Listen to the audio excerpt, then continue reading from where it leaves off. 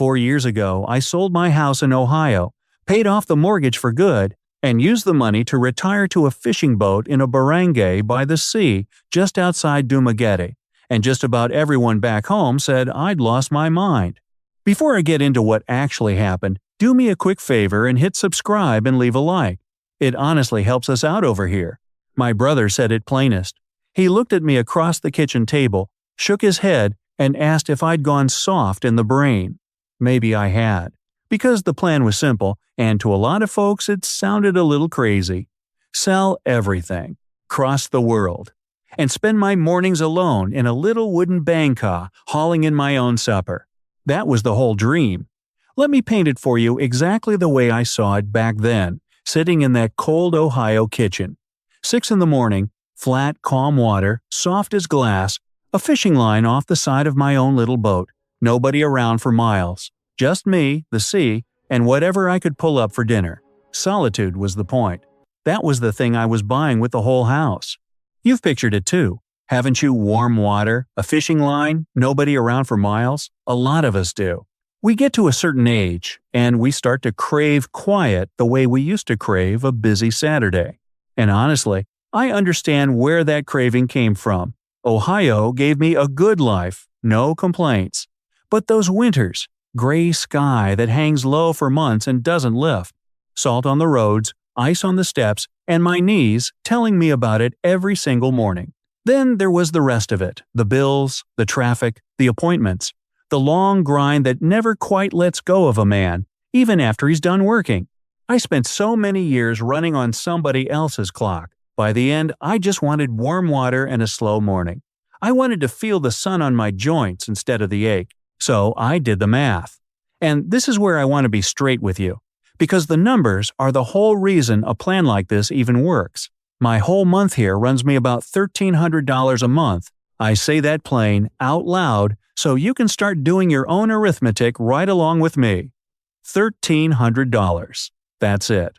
That covers the roof over my head, the food on my plate, getting around town. All of it. Let me open up one line for you right now, so you know I'm not hand-waving. My place is a little concrete house, 50 steps from the sand. You can hear the water from the porch, 9,000 pesos a month, about $160. That's the rent. And here's the part that still makes me smile back in Ohio. $160 wouldn't have covered the property tax on my old house. Not the mortgage, just the tax. I was paying more than that every month for the privilege of shoveling my own driveway. Now, I could sit here and tell you it was all easy. It wasn't, not at the start, and I don't want to sell you a fairy tale, because here's the honest truth I've learned in 4 years down by this water. The hard part of all this isn't the ocean. It isn't the money. Either the money, once you know the real numbers, is the friendly part. The hard part is the little stuff. The things nobody warns you about until you're standing there scratching your head. I'm talking about the SRRV retirement visa and the deposit it asks for, and how much you actually need to set aside. The real monthly costs in pesos, not the rosy ones somebody guessed at online. The small local tricks, where to shop, what to pay, who to ask, the stuff that only years on the ground can teach you. I got some of that wrong at first, and I paid for it in wasted time and rookie mistakes. So I sat down and put everything I learned into one place. I call it OnewayGuide. It's the head start I wish somebody had handed me before I got on that plane. The SRRV deposit spelled out plain, the honest peso costs, and the little tricks that saved me the second time around. If you're serious about this, the link's in the description and there's a code on the screen. Take a look before you make a single move. But let me get back to the dream, because this is where the whole thing turns. I had my house money in the bank. I had my little concrete place 50 steps from the sand, and I had a boat, a small wooden banca, pulled up on the beach, waiting for me. Everything was ready. All that was left was to actually go do the thing I'd crossed the world for. So one morning I did. My very first dawn out on the water. I remember it clear as anything. Still dark when I woke up. I walked down to the beach, dragged the banca into the shallows, and paddled out into that flat, calm sea. This was it, the solitude. The whole reason I sold the house and told my brother he'd just have to trust me. Just me and a fishing line, nobody around for miles, exactly the way I'd pictured it in that cold kitchen. Except the water wasn't empty. I paddled out for the solitude I'd crossed the world to find. And the sea was already full of neighbors. Little boats everywhere, dark shapes in the first gray light, voices carrying over the water. And one of those boats had turned. It was coming straight for mine. And that boat belonged to a man named Danilo. Sun dark, a face like old leather, one front tooth missing so his grin had a little gap right in the middle of it. He pulled his banca right up alongside mine, took one long look at my casting, and laughed. Not a mean laugh, the kind of laugh you give a puppy that keeps falling over. So much for being alone with a fishing line 50 steps from the sand. Danilo didn't speak much English, and my Cebuano was, 3 words on a good day. But he leaned over the side of my little boat, pointed at the water, and said the one thing I still hear in my head most mornings. He said, "You watch the water, not the fish." Then he showed me how the current runs different when the tide turns, how the surface goes glassy in one spot and choppy in another, and where the fish sit underneath all of it. 20 minutes with that man taught me more than a whole afternoon of me flailing around on my own. I came out there for solitude. What I got, that very first dawn, was a teacher. And here's the part I didn't see coming. It didn't stop at Danilo. By the second week, the men were waving me out. Every morning, 6 a.m., the water already dotted with those narrow little boats, and somebody would spot me and lift a hand. "Come on, old man, bring your line." I wasn't a lonely American with a boat anymore. I was hauling nets with a crew, all of us pulling together, the ropes wet and heavy, the fish flashing silver in the morning light. If you're scared the quiet out there means lonely, stay with me, because that's exactly what I got wrong. I thought the water would be empty. I thought that was the whole point. Instead, the water was the busiest, warmest place in my day. And it spread from there. Take the public market. There's a woman there, Marisol, who runs the fruit stall with the blue awning, mangoes stacked up in neat little pyramids, the sweet smell of them hanging in the air. First few times I walked past, she just nodded. Then, one morning, I came up from the beach with a couple of good-sized fish, and she looked at them, looked at me, and said, "You give me the fish, I give you the mangoes. Fair, huh?" And that was that. Now we trade. Whatever I bring in, she's got mangoes or bananas or a papaya waiting. I don't think I've paid cash for fruit in 3 years. That's how the whole coast started learning my name. The smell of grilled fish drifting off the beach, carinderia at 7 in the morning, the cook there hollering, "Good morning," before I even see her.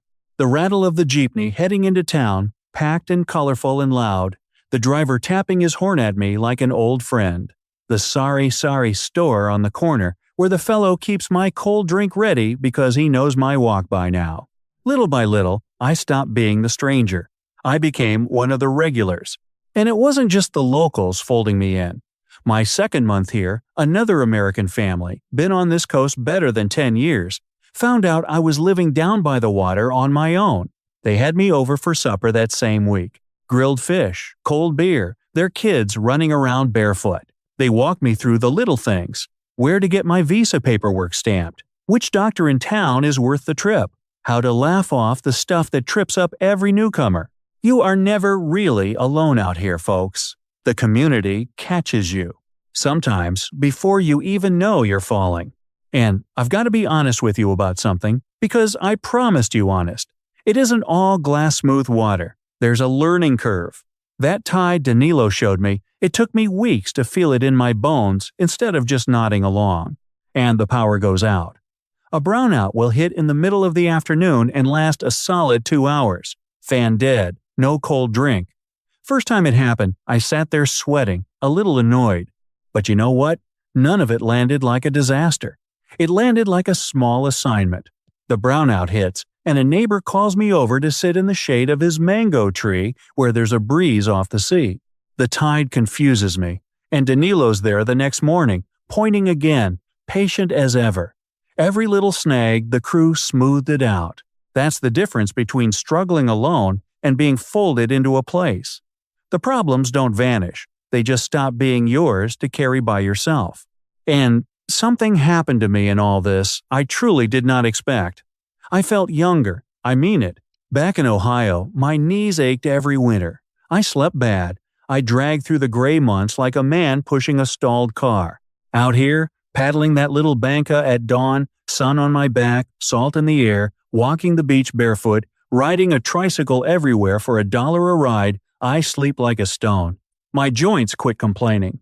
My mood lifted like fog burning off the water. The unhurried pace of this place gave me years back.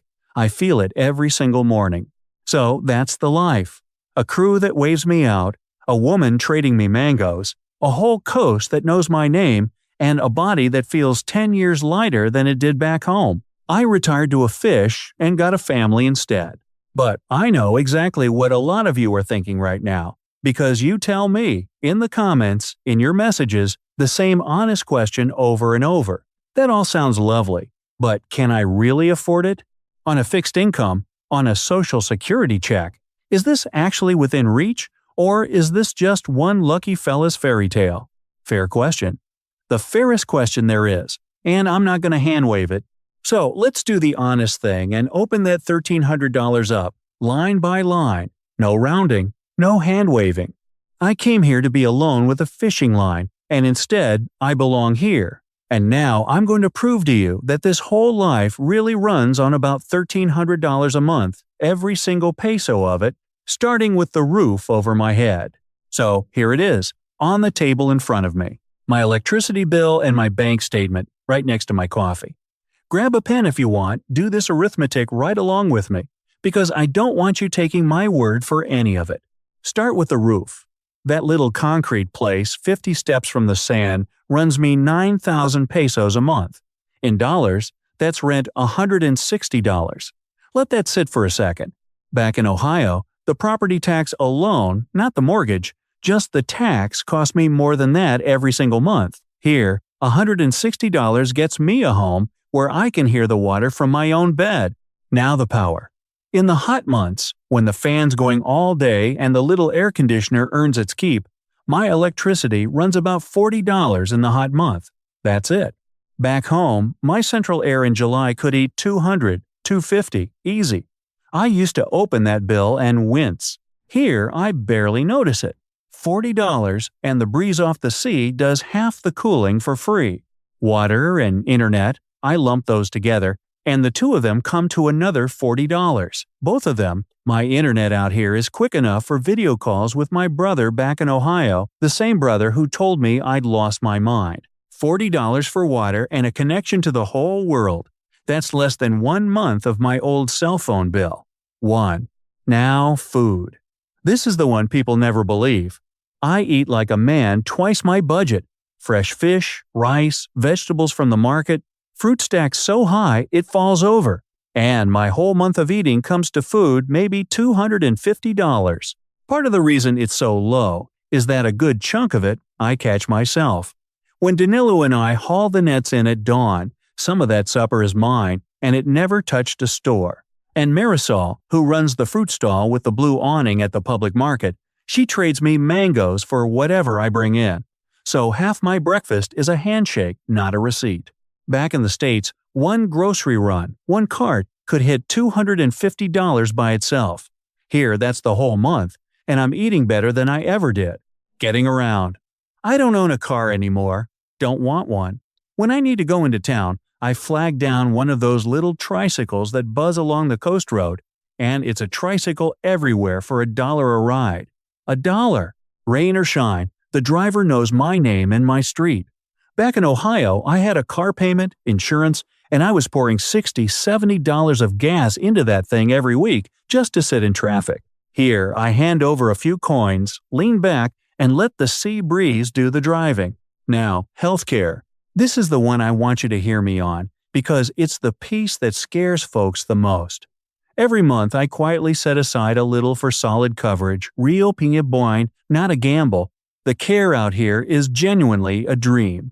The doctors are sharp, the hospitals are clean and modern, and when a buddy of mine needed treatment last year, We saw firsthand it was quick and it was kind. So I don't skimp on this line. I set my money aside, I sleep easy, and that peace of mind is worth its weight in gold. You don't cut corners on your own health, and out here you don't have to. And then there's the one line that isn't really about money at all. The indulgence. Every evening, when the boats are in and the nets are hung to dry, I walk down to the sand and I have a cold beer at sunset with Danilo, that sun-dark old fisherman missing his front tooth, grinning at me the same way he did the first morning he laughed at my terrible casting. 2 bottles clink, the sky goes orange over the water, and my little banka sits out there black against all that gold. That beer cost me almost nothing, but it's the richest part of my whole day. Now add it up. The roof, the power, the water and internet, the food, the tricycles, the healthcare I set aside, and that cold beer at sunset. Put a line under it. It adds up to about $1,300 a month. Every single peso of it accounted for, sitting right here on my porch table where I can point at it. Look at that number again, that's the whole month, and you can check every peso of it. No hand-waving, no rounding up to make it sound nice. $1,300. And I live a life out here that the man I used to be, shoveling snow off his driveway in February, couldn't have imagined. And here's the thing I promised you at the very start. The picture I sold my house for me, alone, a quiet man with a fishing line and nobody around for miles, that picture never survived. And thank God it didn't. Because that first dawn I paddled out looking for solitude, and the water was already full of neighbors who pulled up alongside and folded me in. So let me just say it plain. I came here to be alone with a fishing line, and instead I belong here. I retired to a fish, and I got a family instead. The whole coast knows my name. The men wave me out every morning. That's the surprise that broke my dream wide open, and it was the best thing that ever happened to me. So do your own arithmetic now. This is what it costs. $160 for the roof, $40 for the power, $40 for the water and the internet, $2.50 to eat like a king, $1 to go anywhere, a little set aside for your health, and a cold beer to close out the day. That's what you'd need. Around $1,300 a month, and it's real because I just showed you mine.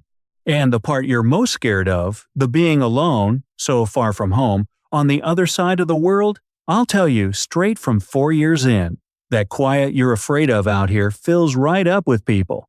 It fills up with a Danilo who saves you a spot in the boat, with a Marisol who slips you an extra mango, with a whole barangay by the sea that pulls you in before you've even learned everybody's names. It's doable. It really is within reach. And the water out there is warm, and it's waiting, and it's got room for one more little banka at 6 in the morning.